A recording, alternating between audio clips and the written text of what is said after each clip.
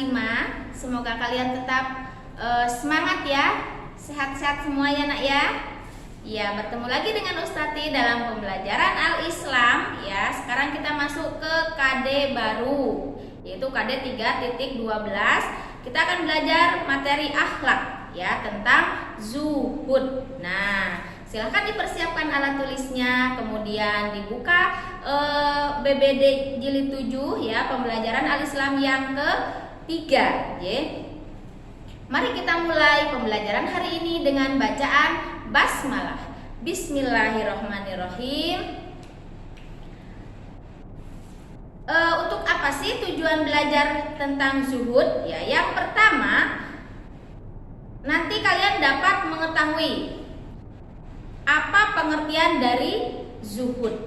Kemudian tujuan yang kedua, kalian dapat menyebutkan ya nak ya, dalil atau ayat Al-Quran yang membahas tentang materi zuhud ya, terdapat di dalam Quran surat apa, ayat berapa gitu. Kemudian tujuan yang ketiga ya, kalian dapat menjelaskan apa saja hikmah berbuat perilaku zuhud itu ya. Nah, sekarang kita masuk ke materi ya. Zuhud. Nah, zuhud itu memiliki dua arti ya nak ya. Yang pertama menurut bahasa, yang kedua menurut istilah. Apa zuhud menurut bahasa? Yaitu berpaling atau meninggalkan sesuatu. Sedangkan zuhud menurut istilah yaitu hidup seseorang yang tidak terlalu mementingkan dunia atau harta kekayaan dan lebih mementingkan, lebih memikirkan untuk kehidupan di akhirat kelak. Nah, orang yang berperilaku ya zuhud ini dinamakan zahid. Nah, perilaku zuhud tidak semata-mata tidak mau memiliki harta dan tidak memikirkan urusan duniawi. Jadi bukan berarti orang zahid ini sama sekali tidak memikirkan urusan duniawi, tidak ya. Terus seperti apa ya? Zuhud di sini ya merupakan kondisi yang sebenarnya itu dilihat dari kondisi mental seseorang yang tidak terpengaruh oleh harta benda. Jadi tidak cepat hatinya itu terpengaruh dengan hal-hal yang duniawi karena sudah memiliki keimanan yang kuat. Nah, sekarang kita masuk ke ciri-cirinya. Kita bisa dilihat ya, seperti apa sih orang zuhud atau zahid itu. Nah, yang pertama, hidupnya sederhana, baik dari segi tempat tinggal, dari segi berpakaian ataupun makanan ya, mengkonsumsi makanan, tidak terlalu berlebihan ya, selalu hidup sederhana. Hidup sederhana di sini bukan berarti tidak mampu ya, tapi difokuskan ke lebih banyak bersyukurnya. Nah, ciri zahid yang kedua ya, senantiasa mengedepankan kepentingan akhirat. Jika kita selalu mementingkan kehidupan akhirat ya, urusan akhirat, maka urusan duniawi, urusan apa yang ada di alam semesta ini akan mengikuti. Seperti halnya jika kita selalu mengutamakan sholat adalah kewajiban utama kita, maka perbuatan hal-hal yang lain akan mengikuti dengan baik jika sholatnya itu baik, sudah dikerjakan dengan baik dan khusyuk ya. Kemudian ciri zahid yang ketiga, tidak mudah terpengaruh dengan kesenangan duniawi. Kenapa? Karena orang zahid ini sudah memiliki keimanannya yang kuat ya, bahwa apa yang ada di dunia ini hanya sementara ya, dan itu semua hanya titipan. Jadi tidak terpengaruh dengan harta yang berlimpah, kemudian bermewah-mewahan, tidak terpengaruh ya. Kemudian ciri zahid yang keempat, tidak menumpuk-numpuk harta. Apabila memiliki harta yang banyak ya, zahid ini akan menggunakan harta tersebut untuk kepentingan ibadah ya.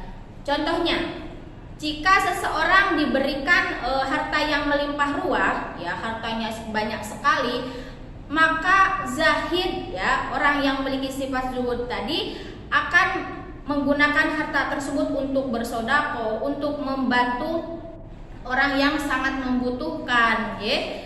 Kenapa? Karena orang yang harta yang sesungguhnya yang kita miliki di dunia ini adalah harta yang kita sedekahkan, harta yang kita berikan kepada orang yang membutuhkan, bukan harta yang kita simpan di gudang, bukan harta yang kita koleksi, bukan. Ya. Ingat, semua harta, segala sesuatu yang ada di di tangan kita, ya, yang Allah berikan, yang Allah titipkan kepada kita, itu semua akan dipertanggungjawabkan nantinya. Makanya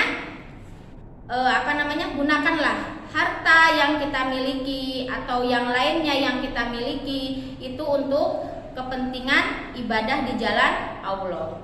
Kemudian ciri zahid yang kelima, menghindari hidup berpoya-poya dan bermegah-megahan, ya.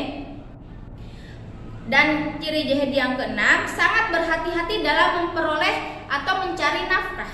Nah, di sini biasanya ini untuk orang yang sudah beranjak dewasa, yang sudah mampu untuk mencari nafkah, ya. Nanti kalian akan mengalaminya.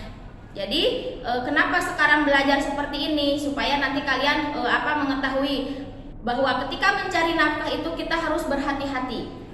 Nafkah yang kita cari itu harus dengan cara yang halal, ya. Karena nanti pengaruhnya akan luar biasa.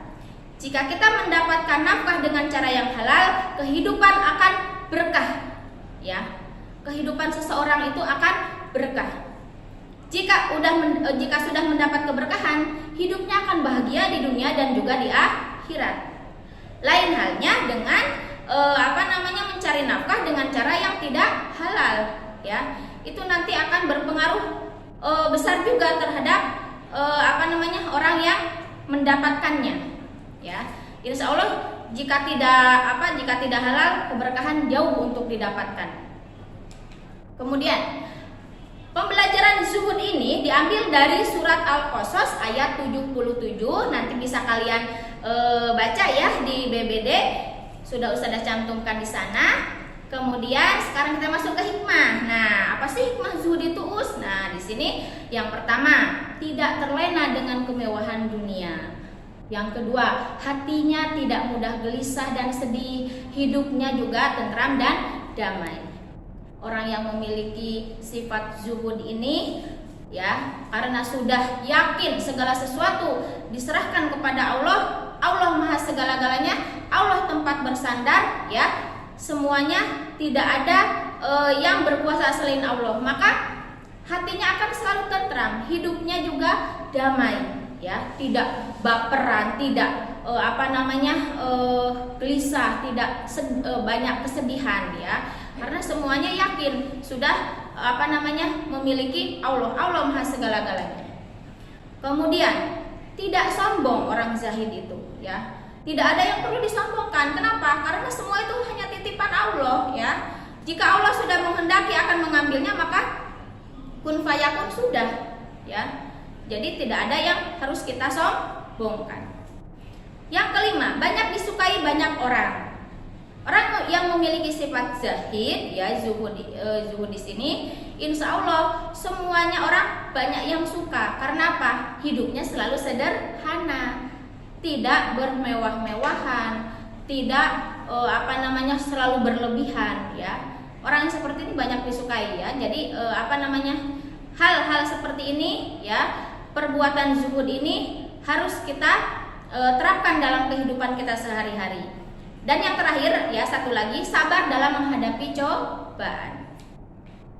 Nah, untuk pembelajaran zuhud, ya, Ustazah cukupkan sampai di sini. Setelah ini kalian bisa mengerjakan LKPD dari materi zuhud ini. Silahkan diperhatikan, diteliti dulu perintahnya, kemudian baru dikerjakan. Mari kita akhiri pembelajaran hari ini dengan bacaan hamdalah. Alhamdulillahirabbil alamin. Terima kasih waktunya. Tetap semangat. Wassalamualaikum warahmatullahi wabarakatuh.